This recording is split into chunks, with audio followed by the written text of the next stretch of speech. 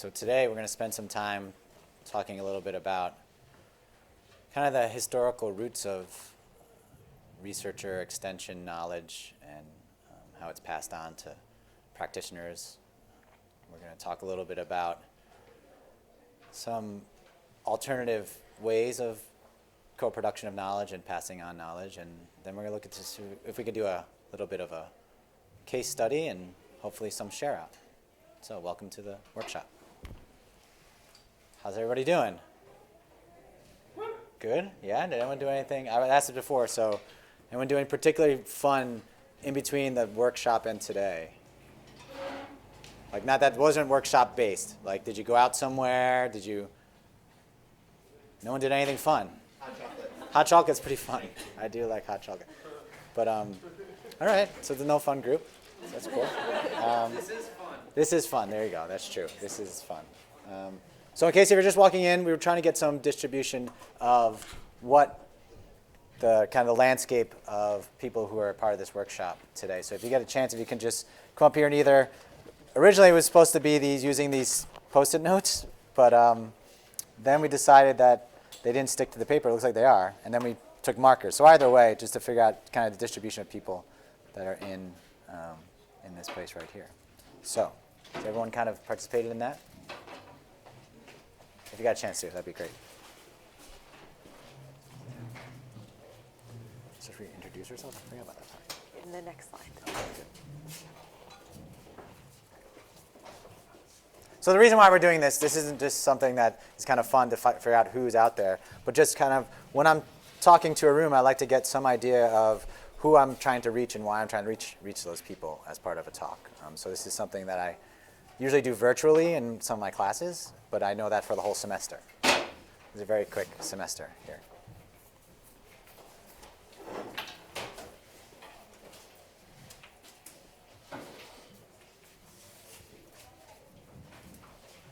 Yeah, and if you have one of each of those, you can put pieces in So both. if you're just joining us, we're having folks put sticky notes on the board with the category or categories they identify with, and it's right around the corner here.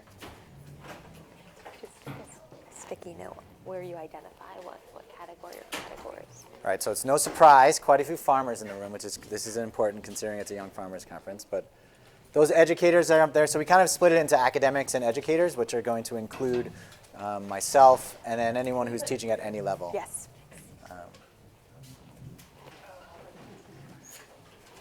You guys are doing great.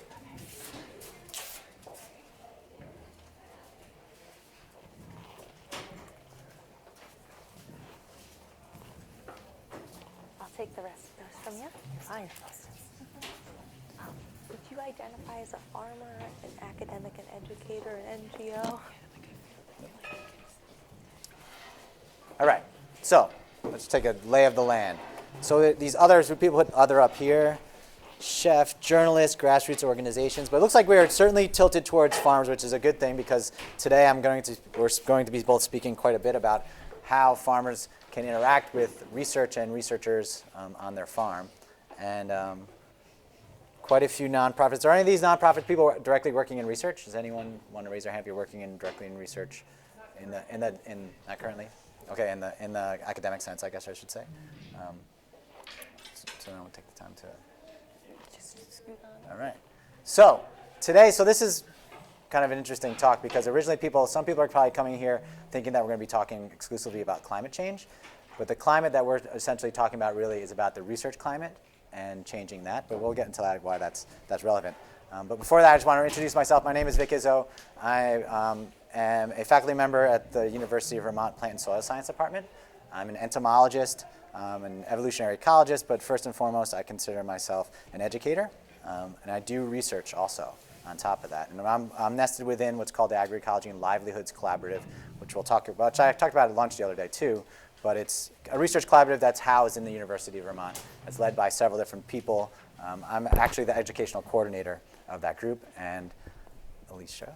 I'm a plant and soil science graduate student, also in the same department, but focused on agroecology and engaged with the lab group.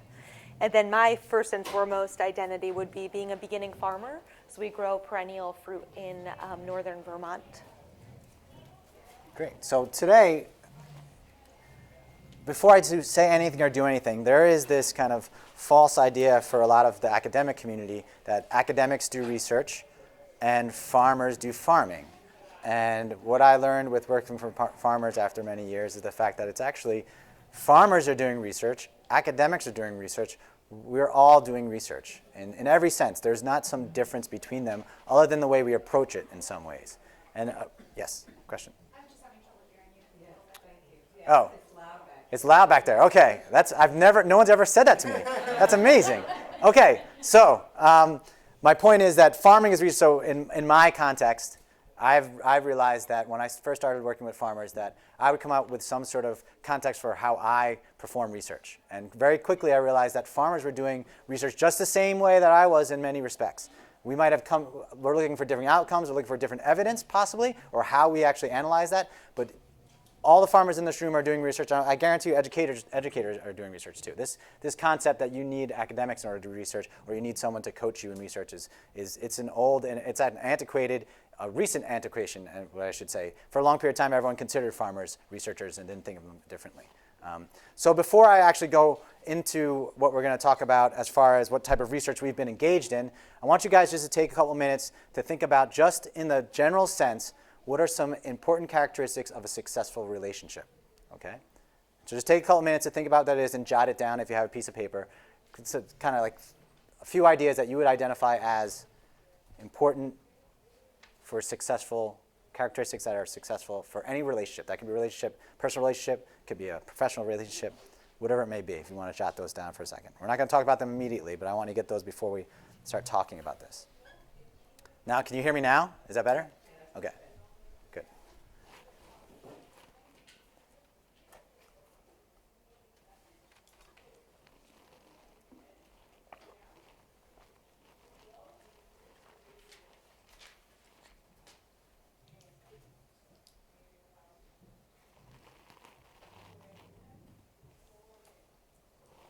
All right, so if you can jot it down a little bit, I'll give you a little space and time to think while I'm not talking.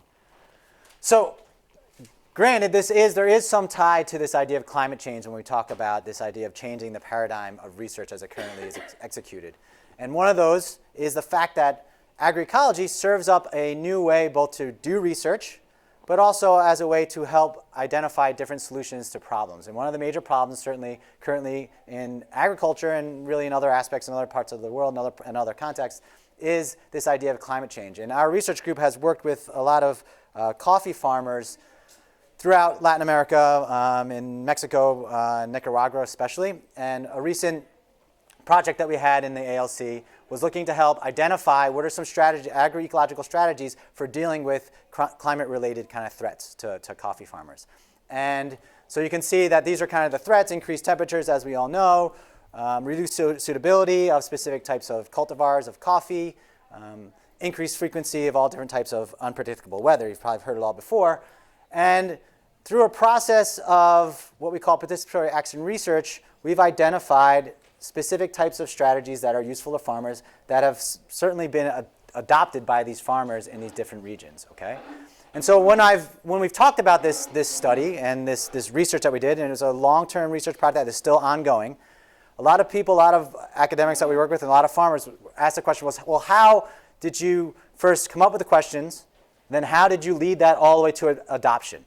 Because some of my colleagues are having difficulties kind of working that all the way through. They come up with questions that they think are important, they do the research, and then they're either having a hard time adopting it, right? Or seeing a low percentage or frequency of adaptation.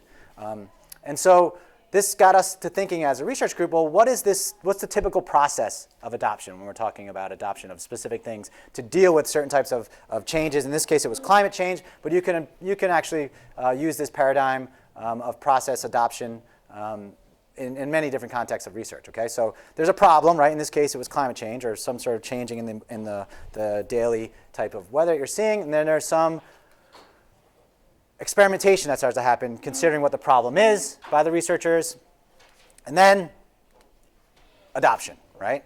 Seems very simplistic in some ways, but that's kind of, when I talk to a lot of people that work in the research realm, this is kind of the framework that basically everyone's thinking about, right?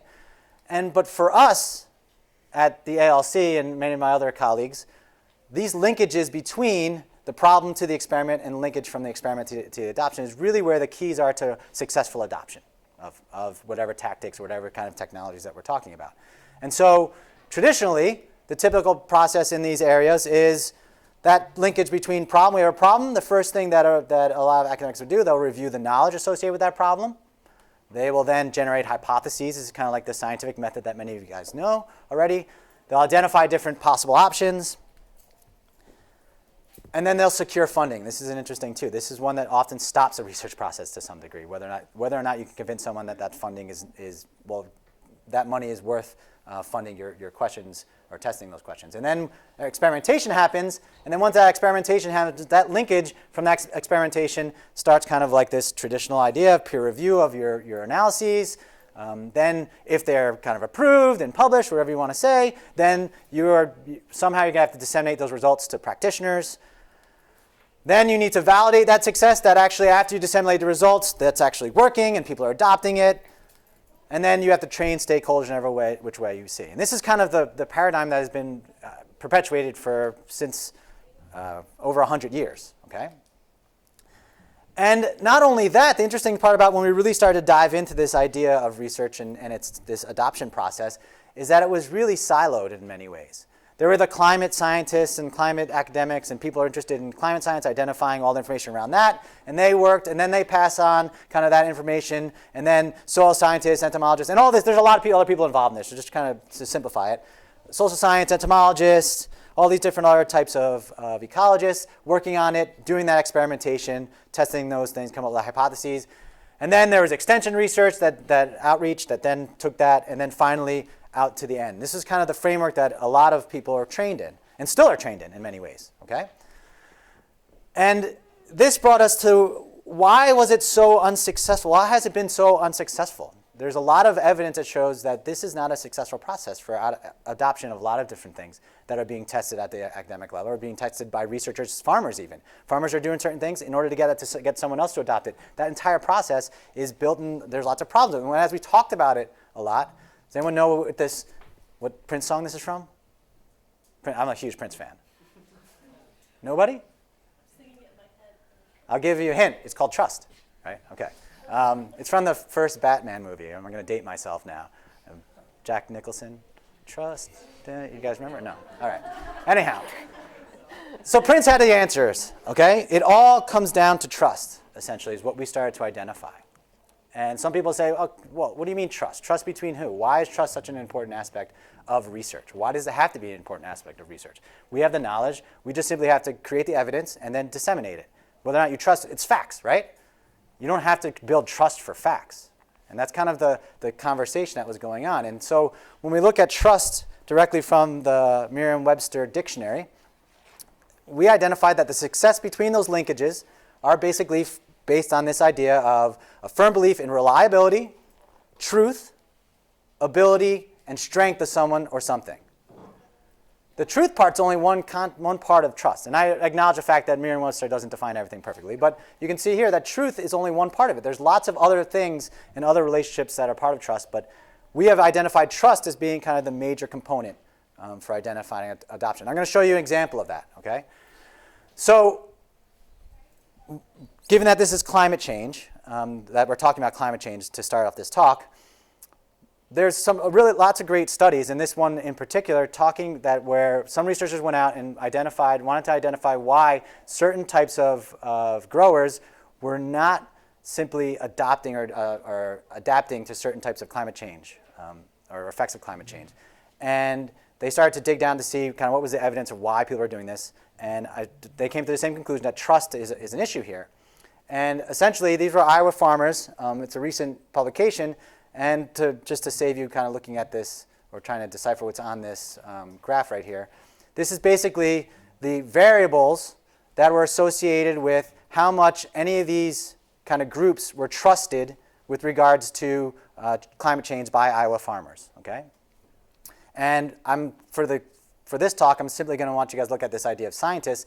And basically, they asked them, thinking about the following agencies, organizations, and groups, how much do you trust or distrust them as sources of information about climate change or the potential impacts of climate change? And 42% of Iowa farmers essentially trusted that knowledge. Everyone else either said that they weren't really sure or they didn't trust them with regards to that. And so when I've shown this to other people, not just researchers and academics, people have basically said, well, that's because that's the media's problem. The media's doing this, right? Or this is because of whatever other type of interpretation it is, or it's the farmers not doing their due diligence of looking for facts, or the facts, we don't have enough facts, enough evidence. And our perspective is, at least my perspective is this really is about trust. There's a mistrust here for some reason. What am I doing as a scientist that I'm not actually developing trust? Why do you not trust this information? The facts, we can build all the facts we want. But if someone doesn't trust what you're saying, whether or not it's factual or not, they're going to ignore you, right?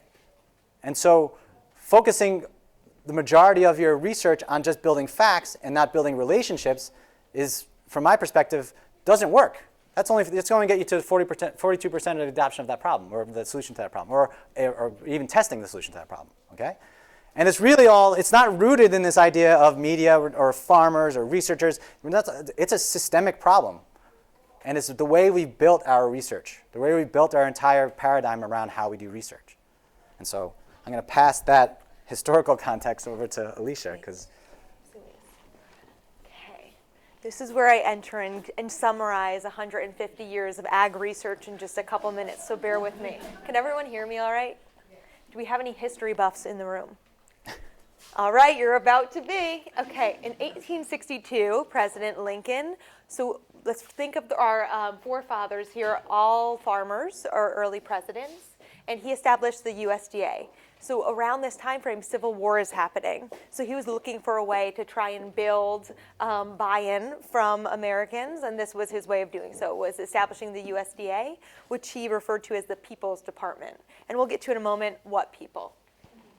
But around that time, in 1862, we have the Morrill Land Grant Act, and this is the first of two. And what it did was give states, those not engaged in the Civil War, I think 30,000 acres of land in which they could establish 60,000. I have 30,000, but so 60,000. Yeah, 60,000. Maybe do you want to jump in here about land grants? Not to put you. Okay. No, please continue. So somewhere between 30 and 60,000 here we have in the establishment of land grants, universities. It's important here because the Civil War is going on. This was going to the northern states for the most part. And then we have the Hatch Experiment Stations, which said, okay, great, we have these land grant universities. Now we need those land grant universities to have farms where we can conduct research. Then we have a modification to the Land Grant Act here, and this was to address, there was a division here. Right now, people of color were not in these land grant universities. So what this said was you could not base your admissions criteria on the color of someone's skin. What you could do is establish a separate university. And what came as a result of this was what we see today as the historically black institutions. And it's really important to note that this got different funding than these initial universities that were serving white folks, white men primarily. 1914, suddenly it was recognized, great, we have these research farms, maybe we should get an extension service to extend that information to farmers. And then, of course, in the 1940s and 1960s, we have folks like Norman Borlaug, who's often referred to as the grandfather of the Green Revolution, and he was doing breeding trials, and this entered a period in United States agriculture, which is really incredible and brings us to today. Does anyone know why it was called the Green Revolution? Because it was going to green up the fields and make them more productive. That's one theory. Another is that it was a contrast of the Red Revolution or communism, and that's where it came from. And in perusing extension sites, I found that there was a lot of, I guess, pride in saying we were setting the foundation for the Green Revolution, and I found that surprising. And then there's this conversation today is that there's a second Green Revolution. And I think that's where we can enter as young farmers and our allies saying, we're going to reclaim this period. No longer are we going to stick to the mentality of get big or get out, which Earl Butz put forward in the late 60s and 70s, but we're going to stay small and we're going to stay in, and that we are going to shift this paradigm. And I want to bring attention to a term that a farmer that I work for, who happens to be an older white male, calls stale pale males. Because if we're looking through this, who was this serving? Undoubtedly, extension did serve some people. It was a critical point, especially when there wasn't as much horizontal knowledge sharing through things that we have today, like listservs. The extension agents truly served as cross-pollinators, going from your farm and then to your farm and sharing that knowledge. But this question stands of who was it serving? In this very brief overview, does anyone have any questions or want to add anything to the history piece? I mentioned the Civil War. I'll get that there in one second. But I mentioned the Civil War because war is a critical piece of the agricultural narrative. And I think it's a shame if we don't piece it together as such. Because after World War II is over, you see the GI Bill. And then you see more people enrolling in the land-grant universities. Then during the farming crisis of the 80s, you see less people engaged with the land-grant universities. And war is also relevant because you had all those pesticides and infrastructure left over from World War II. What are we going to do with them? Perhaps we can enter that into agriculture. And so that was a key piece of the Green Revolution. Go ahead. I was just going to say that I thought that there was an even more recent land grant act that actually granted land for agricultural research to Native American reservations. Yeah, so I'll mention that in the next slide, but there's been more nods to thinking about initiatives surrounding racial equity and addressing some of these systemic issues. However, we can untangle that a little bit more and whether it was sufficient or not. So this conversation is continuing today. Of this framework was set, and it's really problematic if we're still trying to function in that top-down research mentality. So this is an article from May 2018, and I think this quote is really important because it's thinking about if we're not engaging with community leaders and making sure they feel empowered in this process, we're really not doing good work. And then this is from an article in the late 90s where the USDA was being called out because they were not, they were potentially not giving grants and other opportunities to people of color. And that has major issues in terms of land reparations and giving folks access to land. So there was some lawsuits in the late 90s surrounding this. And then what Guy just shared regarding Native American land and what that looks like. So this has been a long-term negotiation, but there's still a long way to go. So Vic mentioned this, but I think it's worth mentioning this mentality and where it was built from. So the diffusion of innovation theory was actually around hybridized corn, and it was examining how are we moving ideas forward. So this is, you'll notice, I'm not savvy enough to use the pointer, so pardon me here, but looking at the socio-political and socioeconomic components of how can we move forward innovation. And still this rhetoric calls out to, this is top down, right? We have an idea and we want to push it forward. And that we is often at the institutional level. Going along with that is this, this is still a popular figure in academia, is the diffusion of innovations, is thinking about who are your early adopters? Can you perhaps pull on them to be your representatives in the farming community to push that information forward? And a conversation that we were having after attending a workshop yesterday about farmer-to-farmer movements is still the use of promoters and the idea of using these farmer figures and how we can do that responsibly and perhaps have them self-identify and feel empowered to step into that role rather than hand-selecting and pushing these ideas. One other piece that I want to mention about the history of extension is that funding is critical.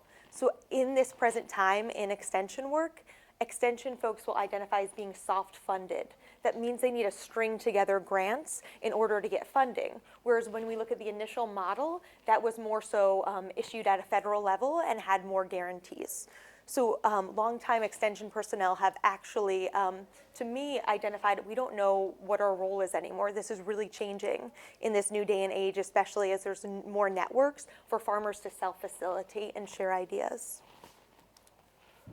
So just to draw out a little bit of these issues with top-down knowledge transfer, and I want to take a step back and acknowledge that we're totally framing this as binary, right? We have top-down, or your traditional knowledge mechanisms, and then what we'll present in a moment about participatory action research and agroecology. But we're doing so because this is an hour-and-a-half workshop, but I'm happy to have the more complex conversations as well. So narrow languages and often single disciplinary. So often when we look at the history of research, you're taking an agronomist who's examining a problem, like we're seeing with this hybrid corn examples on the left. And people might have varying agendas and currencies, meaning that I may want something different out of the research than you do. So as a farmer, perhaps you have a question, but I'm answering it based on my funding. And to piece together what I was just mentioning about soft funding, this is where you see the entry of commercial companies being able to provide funding for folks like extension personnel to consider taking into to string together their funding lines.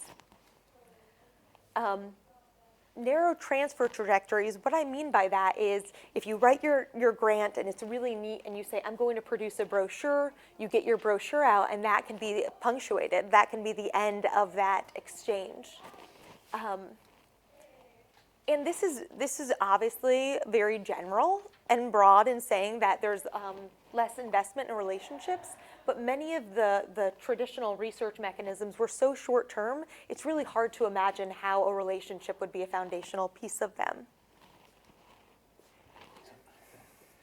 So I just want to jump in here because for this slide very quickly.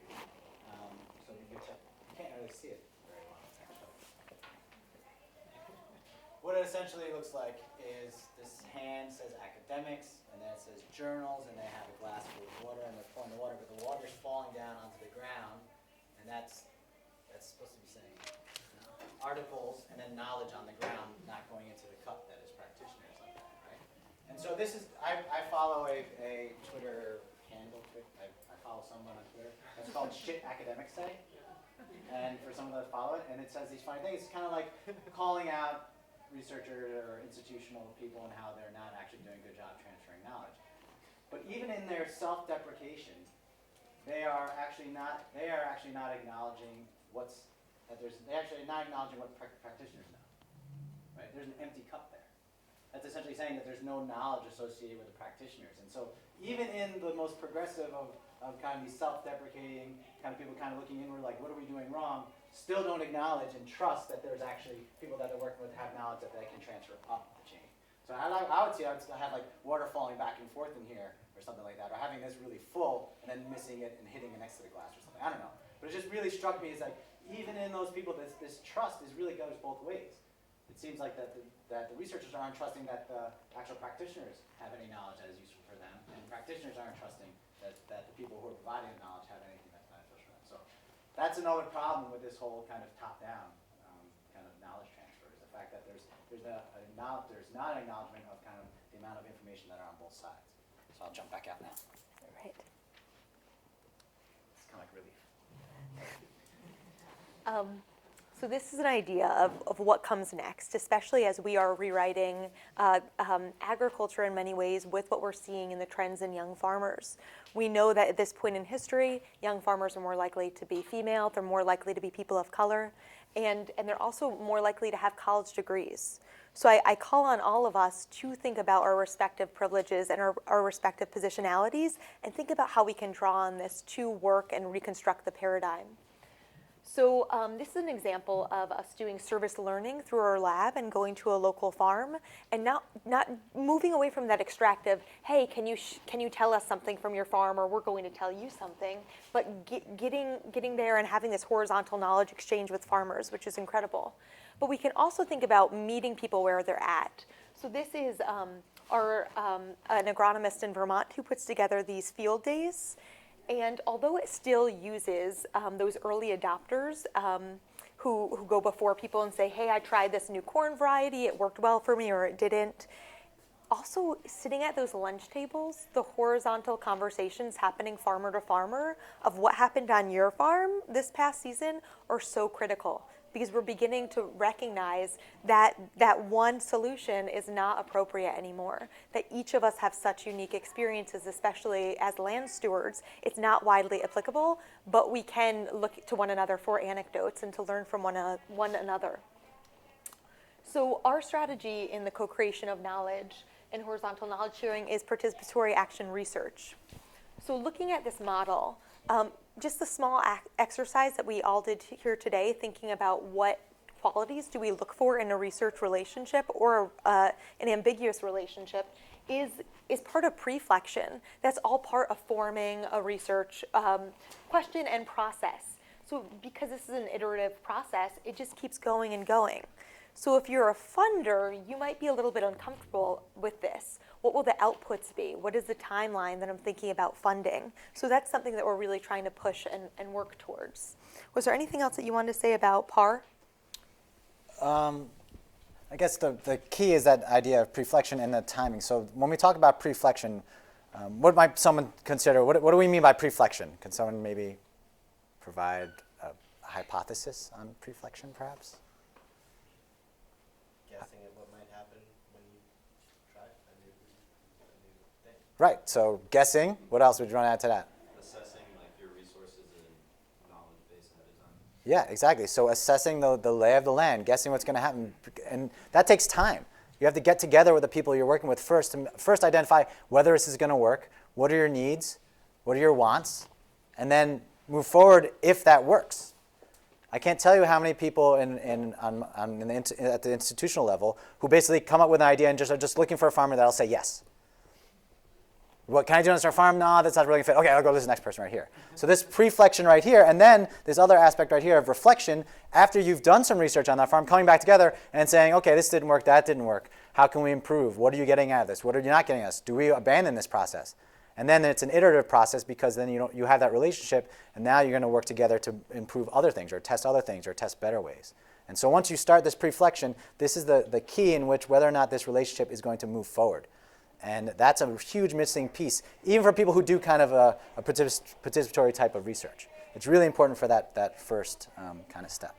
That's kind of where I want to go. Yeah, and we present this as one tool in the toolbox, right? Right. This is not necessarily going to rewrite all of agricultural research. It's just considering more options, especially as we consider more farming styles and approaches. So other farmer-centered research approaches, really driving home the point, farming is research. I hear this conversation so much within the department outside of our lab group of, do farmers ever do research? I think about every day on my farm, I'm doing research. Thinking about the phenology of seasons and as I'm observing things, that is research. When you put radish in the ground a little too early, that's research. Some people call it mistakes, and I write it off as research. And so this is us looking at native pollinators on our farm. We are trying to encourage habitat, so looking at solitary nesting bees. But also what we're doing here in this moment, and we're going to open it up very shortly, but this learning where we're learning from one another, this is research. In Vermont, we have this unique growing association, which has this incredibly active listserv. So although this might be looking to peers and young and beginning farmers, this has this incredible capacity for intergenerational knowledge exchange. So you'll see young farmers get on there and ask maybe simplistic questions, and then you can get all that older grower knowledge, which is awesome. Also, this workshop that we attended yesterday, and there'll be another one this afternoon, but thinking about the farmer-to-farmer movement on an international scale. And I think there's a tremendous amount that we can learn from looking outside of the United States, because progress has been made certainly at a global level. And then this is an example of a farmer pursuing a farmer research grant through the SARE funds through the USDA.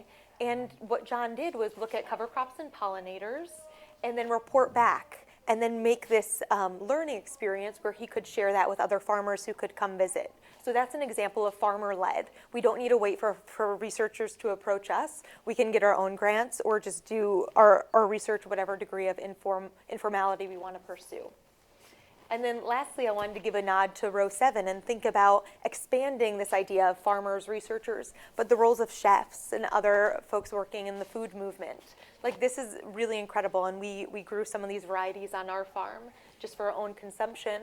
I actually forgot my toothbrush, but I remembered to bring a squash with me in case I needed it as a demo. Was that too much info? Anyway, so this is something that Vic and I had a really lively conversation about this, about working in the belly of the beast and what that means. So for me as a grad student, this is what I see myself doing. I wanted to get within the system to understand it. If I want to dismantle a system, I need to get to know it. And that's just my philosophy and my approach. The reality is that when I'm looking for grants, I can get one much more easily when I'm identifying with an institution rather than just a free agent, from my experience. So thinking about leveraging those money trees that the university does indeed have, and other resources, because I know Vic does more entomology research, but like just, for example, having access to a lab, like that's an incredible resource through the university. And then the reality is, which this is like, we could spend an entire workshop talking about this figure and like picking it apart. But if we're on a spectrum and we're seeking something greater, I do think we need to meet some folks where they're at and think about shifting from within.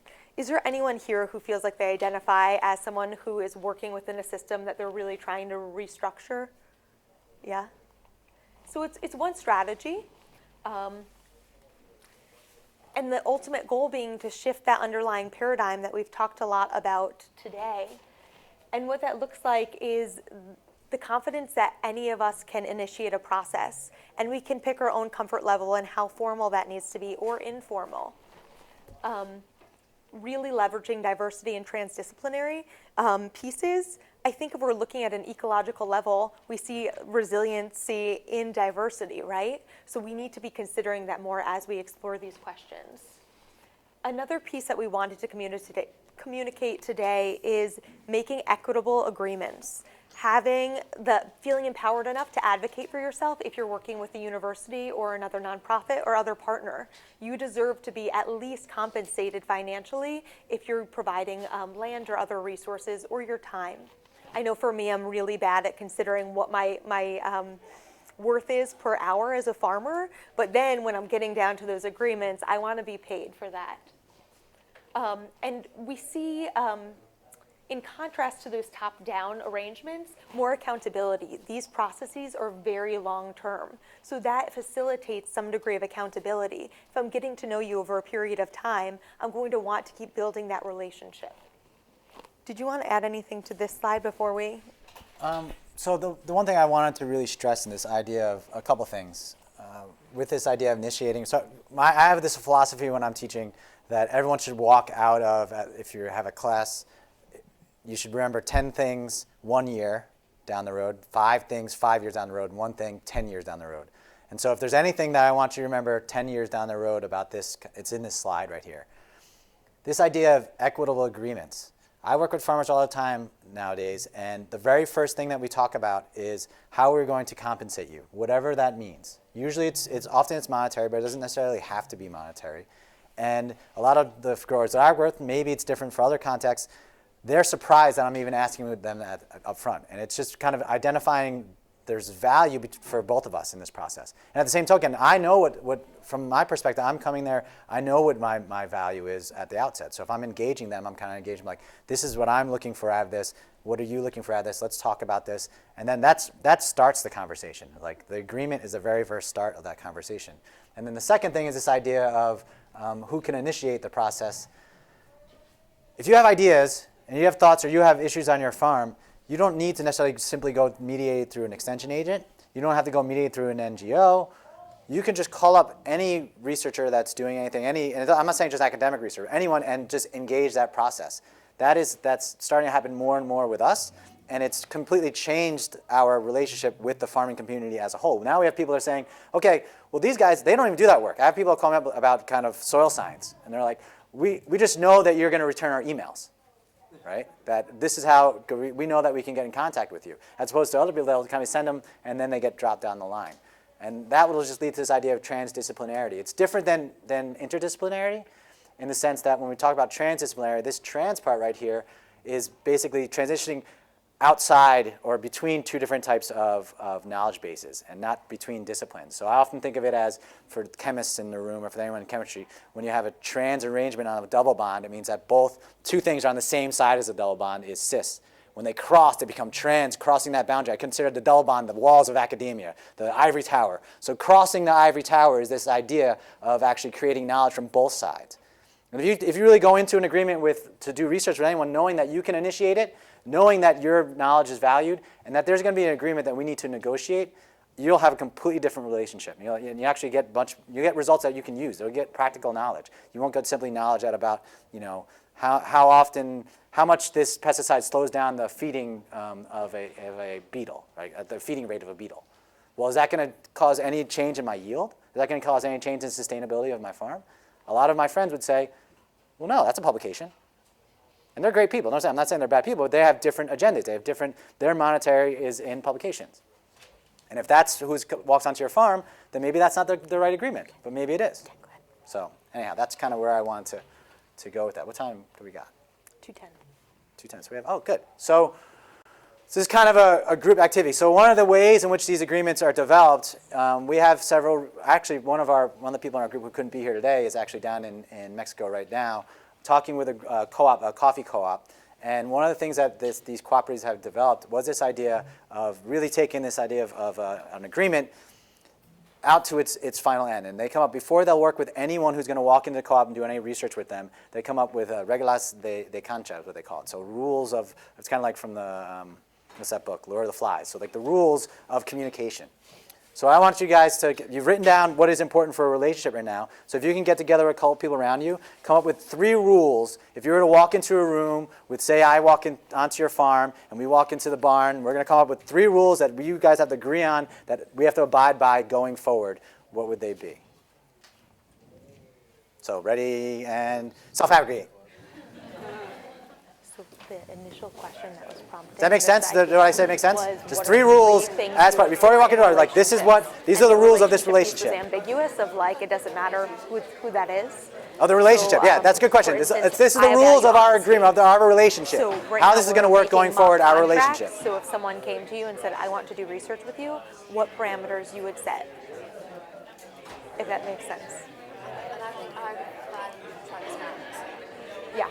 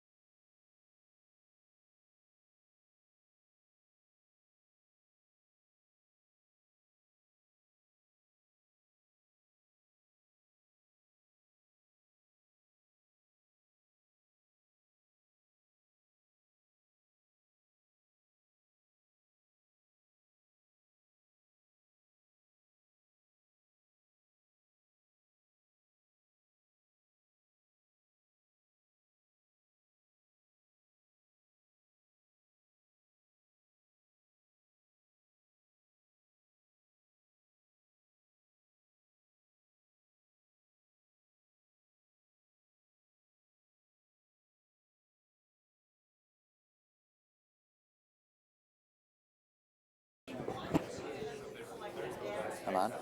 So we're going to do a little bit of a share out. If you want to share, how many groups have we got? 1, 2, 3, 4, 5, 6, 7, 8. We have about 9 or 10. So share out just basically your 3 rules, if you would. If you didn't get the 3, you only got the 2, that's fine. Or if you have one overarching one, that's fine. So who'd like to start? There we go. Right here. There's actually a microphone. Oh. So we came up with. You want to stand up so you can say it so everyone can hear you? Does that make sense? You got this. You got it. Oh, they're mean. Oh, no. But they're making me come up here. And Listen, we got to Oh, I thought the rules were mean. in the workshop name. Okay. I'm just kidding. So we came up with 3 possibilities, and the first one is just mutual respect for everyone and everyone's ideas. So mutual respect, okay. And then the second one is coming up with a decision-making process so that we could all have, if we disagreed, have some way to negotiate that and have a process that everyone felt was fair. And So, yeah. So a decision-making progress. I'll kind of repeat. Does that make sense? Yeah. Yeah. Okay. And then the last one is just having transparency.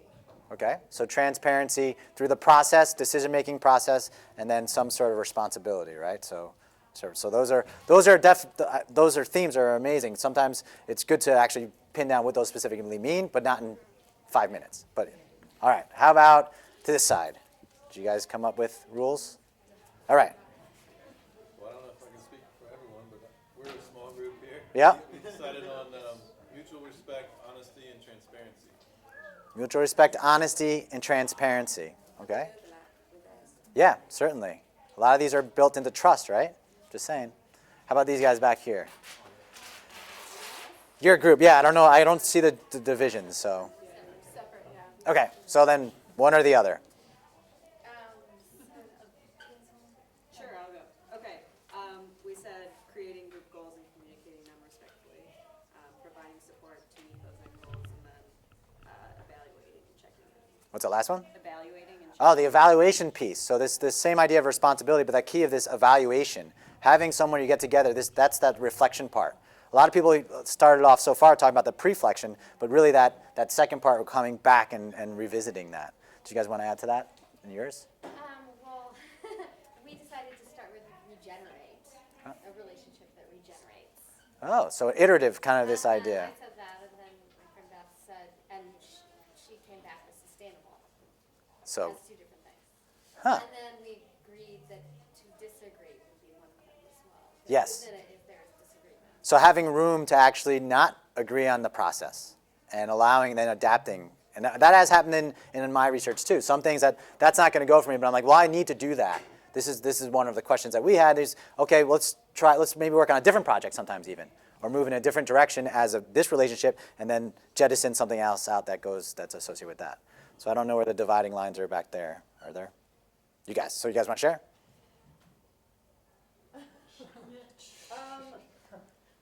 We talked about, all 3 of us said communication. So Communication. And I added in the word compassionate, so compassionate communication, like communicating the way that you would want to be communicated with. And integrity, so, following through with what you promise. So integrity, Mutual appreciation, which good is communication, something mutual respect and mutual. mutual appreciation of expertise, the respective expertise. So, observing the observational skills of one versus the observational skills of the other That party. working truly in a transdisciplinary manner, yeah. One thing I will say, another thing that I've suggested in some people that have worked with in these kind of situations, our undergrads, we have an undergraduate fellowship program in our lab where we train 5 undergrads to work with and to jump on one of the processes that we're a part of, one of these power processes that we're a part of. And we're going through a process, we talk about communication is so important, so nonviolent communication is a really good tool that we believe in as a group that we've been training these students in also. So that idea of communication is a big key. I can't tell you how many times there's a misplaced word can completely devolve kind of what, in an email of all things. wholeheartedly believe if you don't have to communicate through email. Please, you just don't have to. Like you can do it other ways. Can I add one more? Mutual empowerment too. Mutual empowerment, nice. How about you guys over here? Lots of similar ideas, so communication, empathy. We talked about equitable understanding of each party's goals, so they're not always going to be similar, but how can we figure out a way to meet both parties where they're at? Oh, I like equitable understanding of each other's goals. I really like that. That's a good word. That's a good equitable understanding of goals or mutual goals, or each other's goals, I should say. And then we also talked about That's great. checking in and feedback as having those be very much a part of Reflection, right? Reflection is so important in this process because if you don't keep on reflecting, it'll devolve. I will add to share political analysis because that's part of the goals, but I think it's important to emphasize that if we are involved in those kind of research, is because we're not satisfied of some of the structure existing, and we have to be clear about what the problems are, if we share the same problems, or if we are going to different paths. So that's a really good point. So agreeing upon the problem at the outset, or in which case is often political in the sense, or understanding I would even add, I think that's two different things from how I'm interpreting it, is understanding the problem and then understanding the differences in power, the political aspect of it. The different actors also within the problem. So that comes a long time. I was talking about that. So that's a really good process that would even pre-preflection possibly. Yeah. Huh. I learn a lot from these things. How about you guys in the back? Yeah. Oh yeah, we're in the back. Yeah, I didn't realize you guys were separate. Yeah, we just summed it up as far as we could figure, just generously listening and mutual respect. Generous listening. That's a really good one too. How about you guys? Well, we started with defining expectations, and then after that, solidifying avenues and rules of communication. So define expectations, rules of communication. Yes, and then dividing responsibilities. Ah, division of labor. Oh, I like it. Haven't heard that one yet.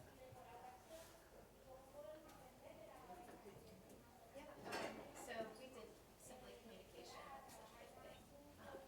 Understanding each other's perspective is really important too, with goals and apprehensions and whatnot, and building rapport. So building rapport, good communication, and what's the second one? Understanding Perspective, right? Having perspective. It's fun. All these things underline building trust. That's what's echoing in my head. Is like, in order to achieve trust, you need to do all these different things. How about you guys right here? Is that a group? Oh, that's a group. There you go. Good. So we had set holistic goals, and so that's if you want to come to a mutual consensus on your goals. The next one was metrics, which is specific to how are you documenting this, and how are you spending time to reflect and discuss this. An operating agreement, which comes to your stipulations, and also like your currency of exchange, which like defines the value of each party. And the last one is radical honesty within the two. Wow, so this idea of currency is coming straight up and talking about that in that early part of preflection is something that we don't talk about that enough, to be honest with you, the actual currency exchange. We talk about monetary currencies, but I'm talking about other types of exchanges that you're alluding to. Can I add to that? Of course. It's astounding to me entering academia of seeing how much those publications are worth. Like that's what's often strived for. Like the ultimate goal is to get that published, and it's often overlooked of sharing back where was that information generated in the first place. But I can't emphasize that enough. Yeah, I'll give an anecdote of that if we have time about something funny. All right, how about in the middle right here? To add to what's already been described, all sides get hurt. Willingness to adapt, and some kind of a system of checks and balances, whether you come to a final decision based on a majority vote or unanimous vote after we've had a period of reflection. So the structure of kind of the agreement, the outcomes of the agreement, or the political, kind of like the way politically how it's established, what type of decision making, whether it's consensus or, that's it, yeah. We don't do that either. We should do that. How about you guys over here?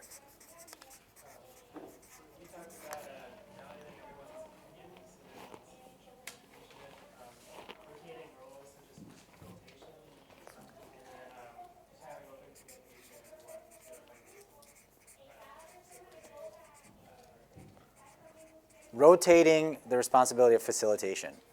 I can't tell you how powerful that is. I mean, you obviously know because you guys said it, but that is something that we've certainly, even location of where you're actually having your meetings or your agreements. Don't always show up at the farm. Don't always have to host at the farm. Don't always, or go somewhere. We often take a lot of people, we go out to dinner often. We'll take farmers out to dinner and we'll go to different places because I like to go to the same places. I'm this creature of routine. But even then, who's actually running the meeting is a really important aspect of it. And everyone agreeing that they're okay with running the meeting. As the last people, we have very little to contribute, but I would say that we spoke of especially setting boundaries in terms of land management.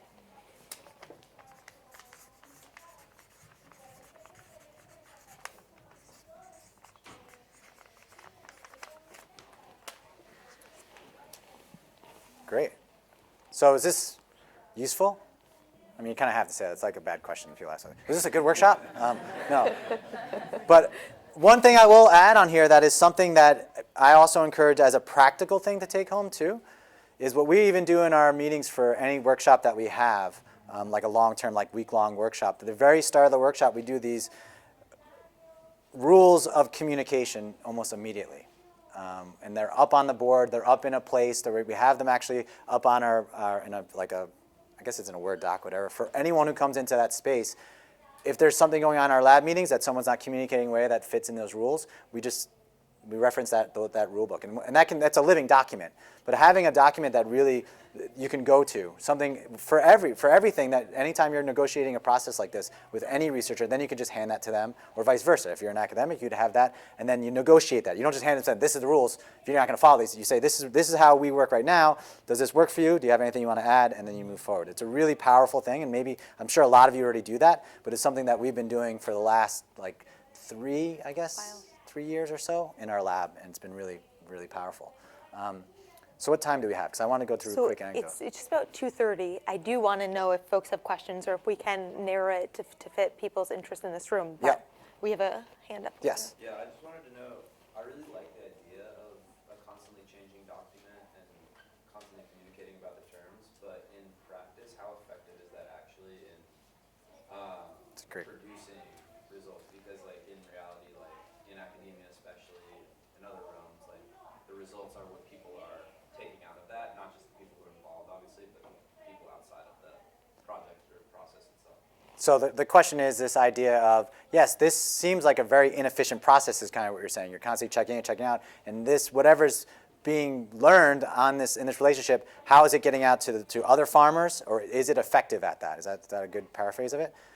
It depends in many ways. It depends on how invested we are, both the farmer and the institutional person, how well they are at actually accessing different channels.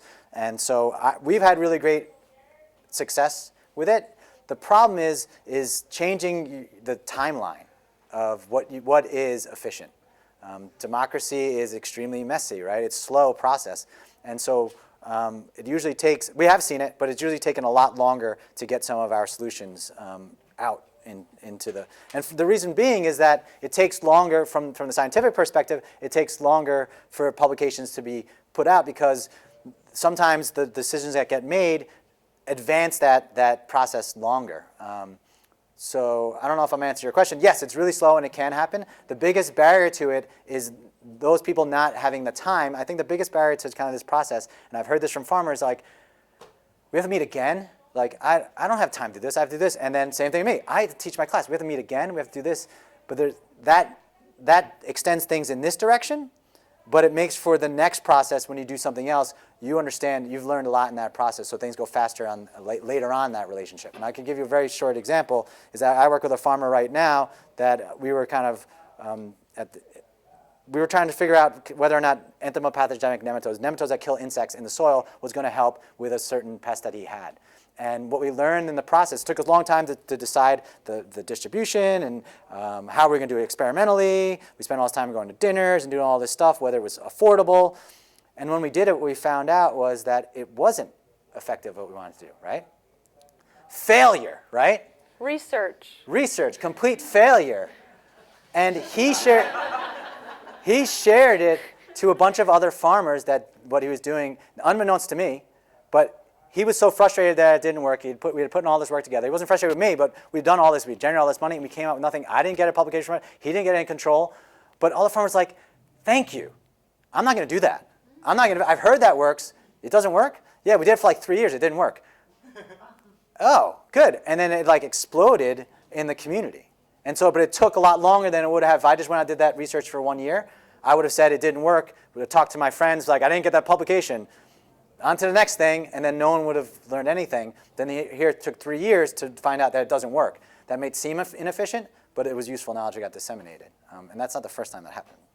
I also want to name something that I think we're alluding to, but just to be explicit, there's a huge role of power in this. Yeah. So something that I've looked to in our department is calling on the researchers or the farmers that went before me, and if they have more legitimacy and standing in the community, hey, can you work on recrafting this agreement?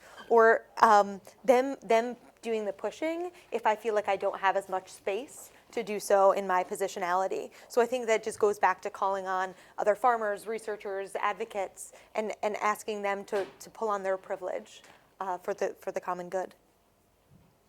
So yeah, I think Alisha's right in leaving time for questions too. But I totally agree that power is a big part of this. How does this process accommodate differences in temperament, extrovert, introvert? So that's a good question. It's an ongoing process. So in general, we do have some researchers certainly who are not good with talking with people. And so that's why, from our perspective, we work as a team, and that's how we've solved it. There are certain people who really want to go out and communicate with farmers. Then on the opposite side, there are certainly lots of farmers that don't necessarily want to be. We actually have, so I could give you one example. We're bringing many farmers together in this process. It's not only just working one farmer. I have one farmer that we work with who he'll sit, we have these meetings, we have 2 meetings a year where we bring all of our farm partners together for a dinner. And this one farmer will sit, he won't say anything the whole time, and then we'll come around the room to get feedback, and he'll be like, I think you guys are doing everything great. Just do whatever you want to do on my farm. Like that. He's like, I don't. I'm like, but I know you have some good ideas. He's like, blah, blah, blah, blah. We started talking more and more, and then as other people started to talk, he started to chime in.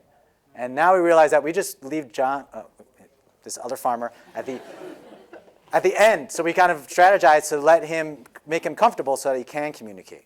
And that would be my best suggestion, working in groups possibly to bring people in, and maybe working through networks that people know that person. I don't know, do you have any other strategies that? I think that speaks to that. Can you give an example of, working with a specific farmer and what you're doing research on and how that process goes? I don't really completely understand how it works. Yes, I can.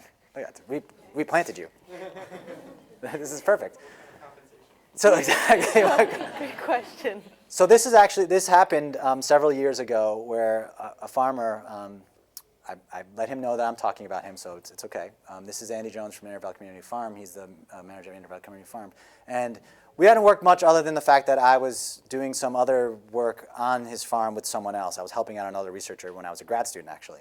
And after I graduated and did all that stuff, he came to me and my research partner at St. Mike's University, and he said this is a quote from him. He's like, there's this new pest called the leek moth.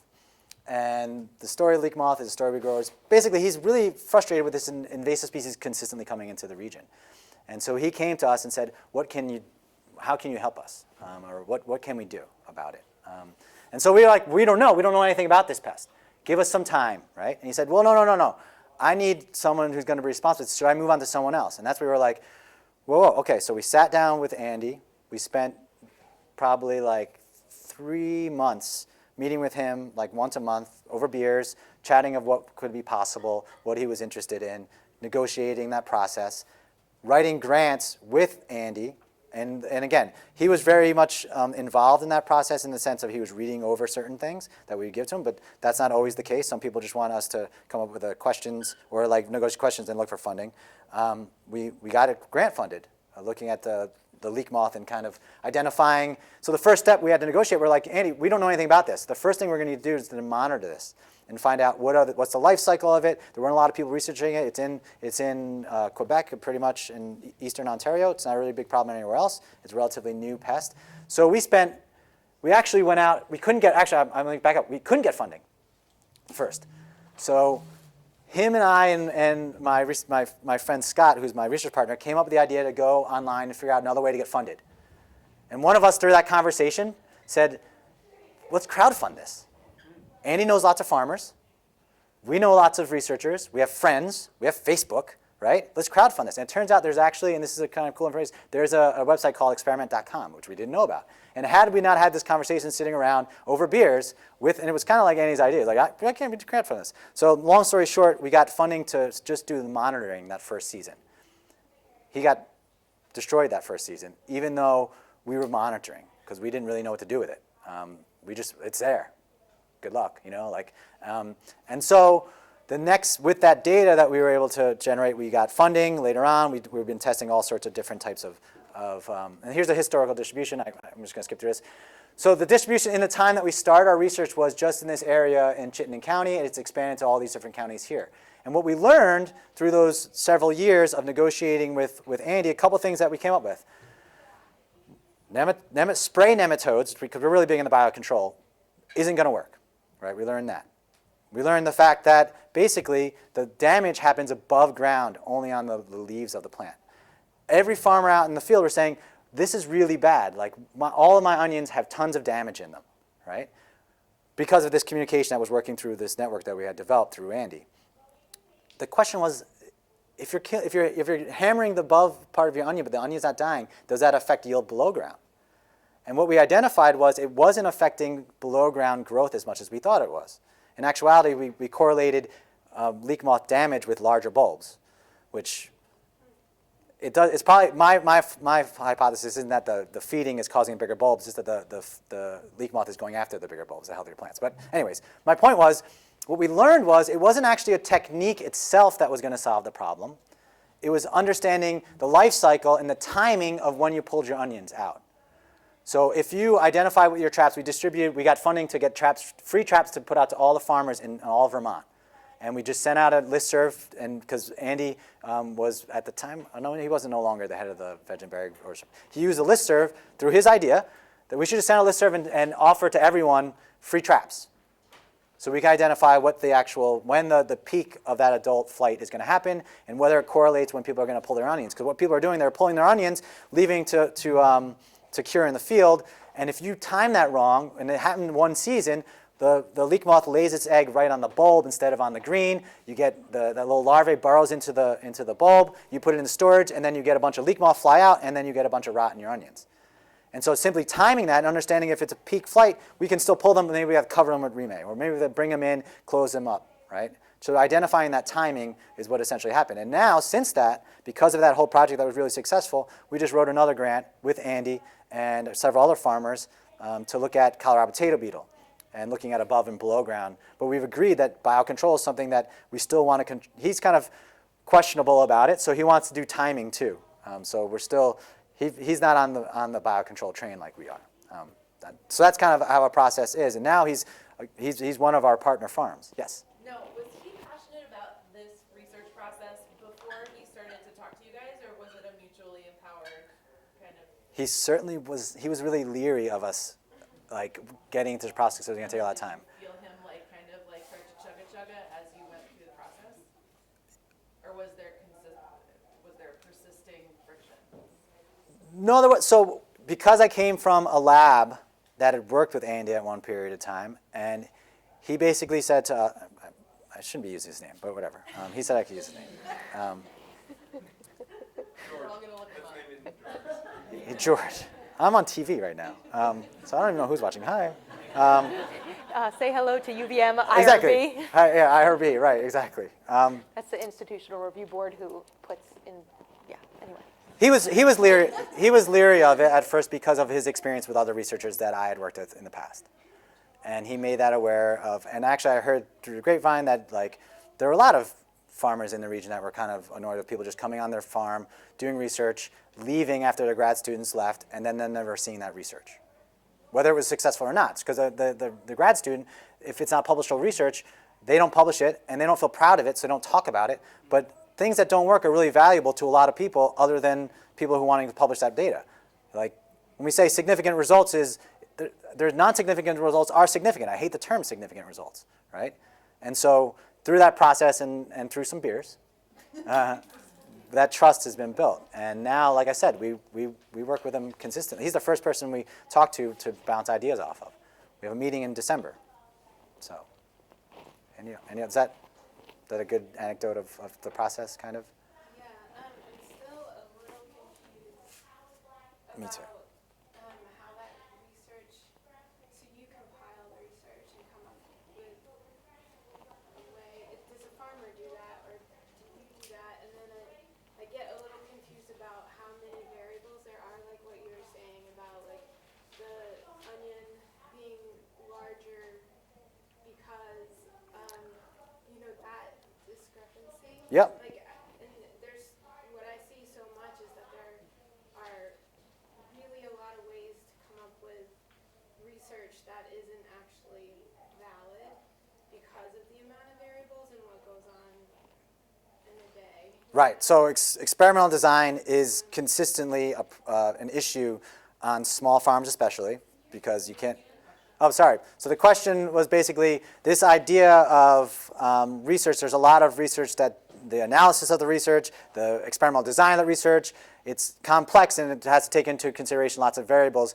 Is the farmer kind of leading that? Are you leading that? Or how do you lead that together in a way that actually leads to useful research? Is that a way to paraphrase it? Okay. So it is difficult, but it's really, from my perspective, that's on me to some degree. I do experimental design as part of my training. But what's feasible on the farm is that's when we cross that boundary. I've come up with amazing experimental designs that no farmer would let me on their farm do for a bunch of reasons. And so that negotiated process might lead to kind of a less likelihood that we'll see a signal. That's totally true. But that doesn't mean that we don't do it. And sometimes that happens. The conclusion then is, we couldn't figure it out with this experimental design. I understand that's because of the constraints of working on a farm and working on your farm. Then the next process would be, do we think this is worth it, trying to bring in other farms together? And then what you do is you kind of get a little bit more funding and you do the same experiment on many different farms. And that kind of decouples that problem of working on a single farm. And so that's what we've done often. And then I often take it upon ourselves to do we don't have to do the statistical analysis ourselves, but I feel comfortable doing it. So often and then I come back and say, this is what I think about leek moth. I know that we showed the data, and some of the farmers I show that data are like, oh my God, so we should get leek moth on our onions, and they're gonna make bigger bulbs. And I was like, whoa, hold on a second, let's talk about this. And then when we started to have a conversation about what my hypothesis was and their hypothesis, what we're gonna actually do is we're gonna test that hypothesis too. We're going to see which of the bulbs are larger to start with, and then we're going to uncover them. So we're not going to pull the bulbs out. We're going to do like a proxy for the measurement. So, yes? So speaking of the issue of having significant research and like formal opportunities to share your findings, if you don't get that opportunity, what are ways that researchers and researcher farmers can informally but legitimately share information on findings? So you're saying if they can't get published in a journal? Yeah. Or so there's many different ways. So do you want to add to like what you guys do? Yeah. Well, I also want to open it up because Yeah. I know we're speaking to these as experts, Yes. but I recognize Good that there's point. so much Thank you. expertise in this room. So if you want to add and jump into any of the previous questions, please do so. Something that comes to mind is I asked actually my mentor farmer, I know I get a lot of information from you, but do you ever feel like we have mutual knowledge sharing and even informal research? And he said, my goodness, yes. Every time we visit one another's farm, when he and his wife would come to our farm, they are drawing data. It's this passive, like that is research exchange, right? Of like, why are you planting your raspberries like this? And so that's really important, is to not pushing it to formalize it. Does anyone else have grower networks in their state that they draw on? Well, it's not a grower network. I'll let someone else answer. I was going to say something else. Oh, is it? Do you want? Yeah, it's relevant. Go ahead. So I was talking to you about this outside. So there's a website out of the Mount Desert Island Biolab called anecdata.org that is incredible. There's an app for your phone. You can design your own experimental study. It's a citizen science network-based. There's thousands of users collecting data all over the place. Most of the studies are based in Maine, but you can design. They have an entire taxonomic drawdown menu, so you can study specific species. Analysis. I have a phenology study that I've been, I was doing with kids at my old job. So anecdata.org.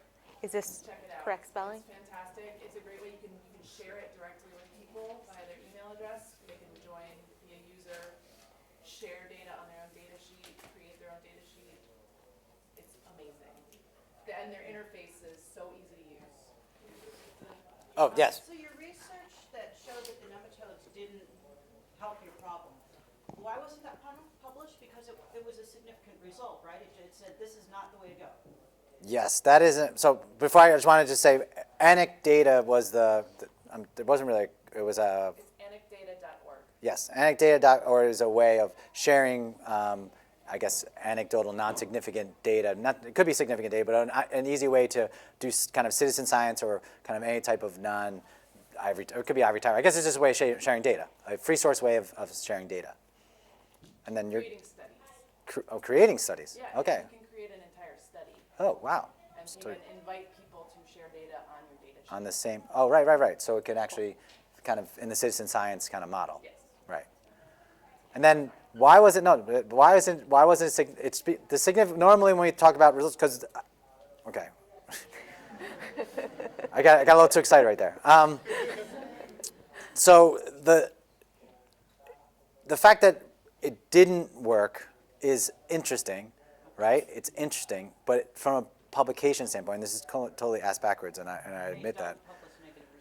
Not always, unless you have a long line of trends associated with negative results. Then that's a trend. Yeah. So that's not everywhere. But to speak to your sharing also, there's of course open source ways of doing it, but also there are tons of extension people that are putting out research briefs and documents that are everywhere. We take all of our results and we post them to the Veg and Berry listserv in our, which has everything associated with it. I cannot emphasize this listserv enough because the function of you're not just posing a question, but it's also your responsibility to compile all of the feedback that's generated and sent to you, and then you send that a cohesive list back out. And it's this farmer vetted knowledge, which often goes overlooked and is more regionally relevant. And it's also because that vetting process, you would assume that the farmer has considered the efficiency and the cost piece of it. Then it's coming through like, okay, nearby farmers are doing this. Maybe I'll give it a shot.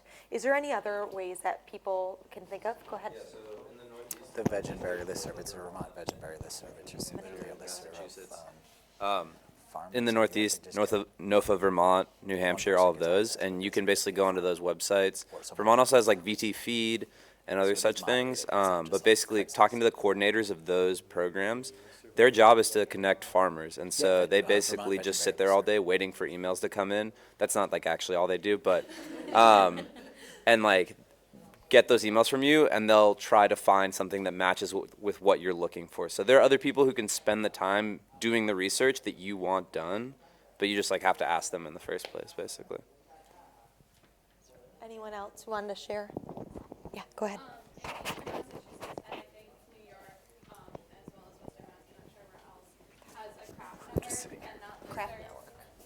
Network.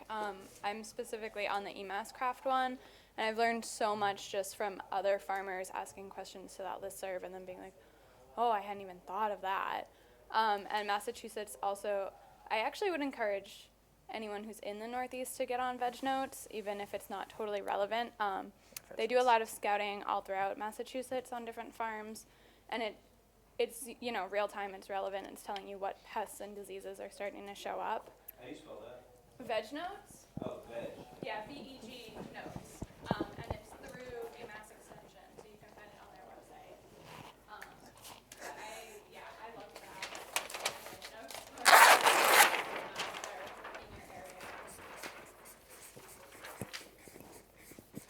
Did anyone want to share any, there's a question, but if I also invite you to share any research experience that you think seems relevant, or you just want to unpack a little bit.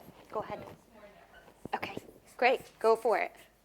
So I'm based in Brooklyn, and we just got an urban extension agent, and then also there's a craft that's in the city of Dania that Hudson Valley craft. It's really active, so it's going to be an example for us to learn about other farms and spend time with them. And then also the Cornell Small Farm Program. They have a lot of free resources online and like low-cost classes, and they'll also come out and talk to you and figure out if you need grants, if you need support, if you need manager trainings. They have a pretty diverse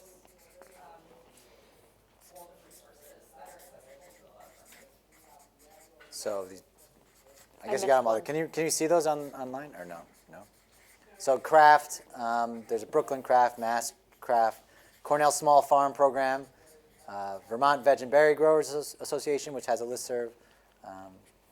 There's another one.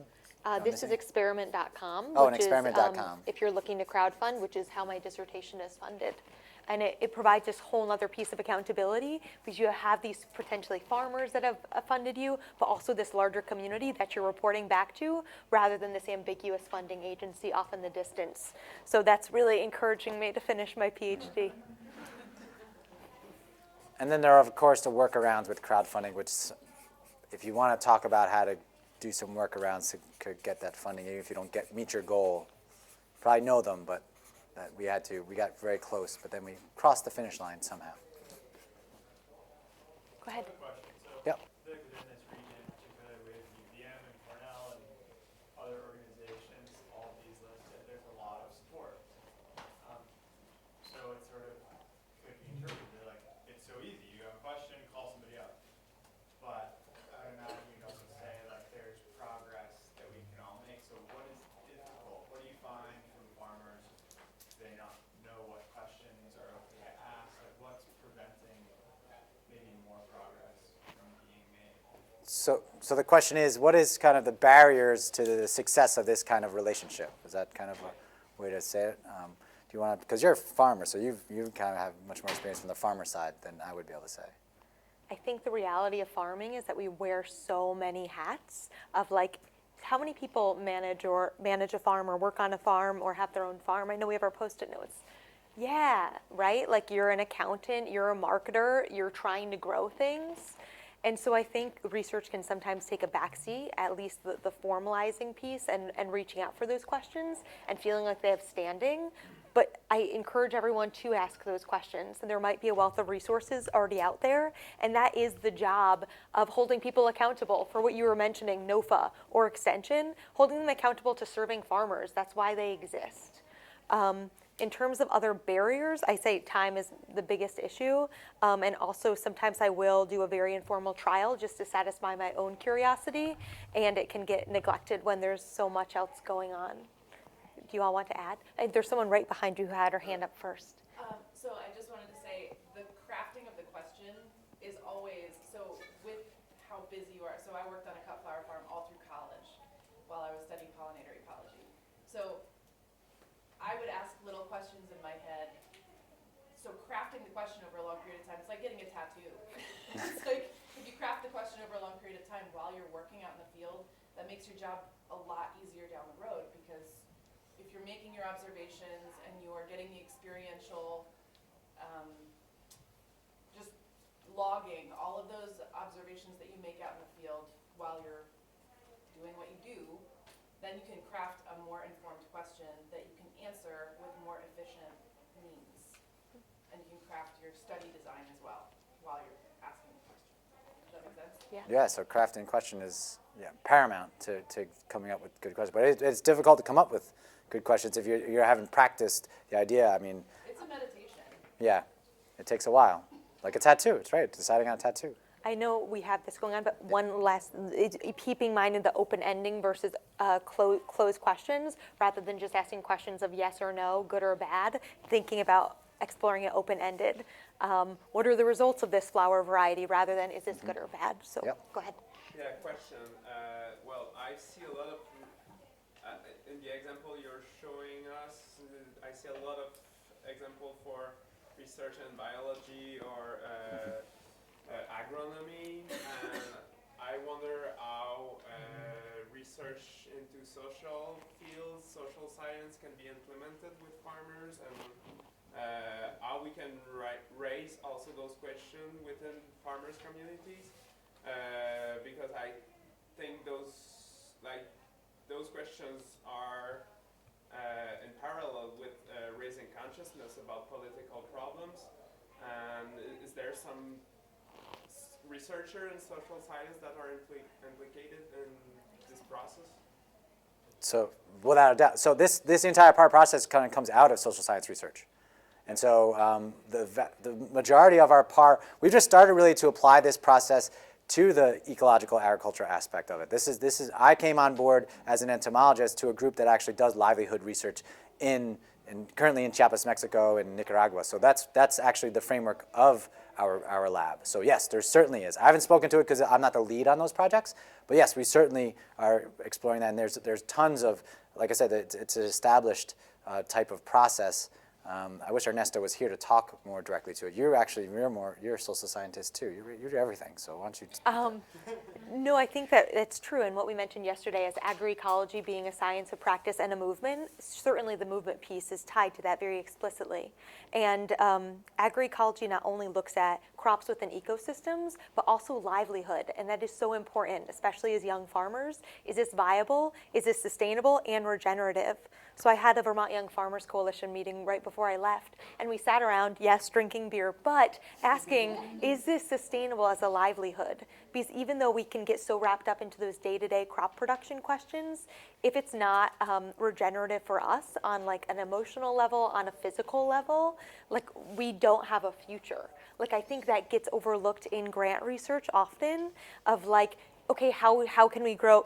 Leek moths are totally awful, and I'm glad you're looking into it. However, if we're not looking at it and scaling it out to that big picture of how are we making agriculture enticing to enter, but to stay in, we literally do not have an agricultural future.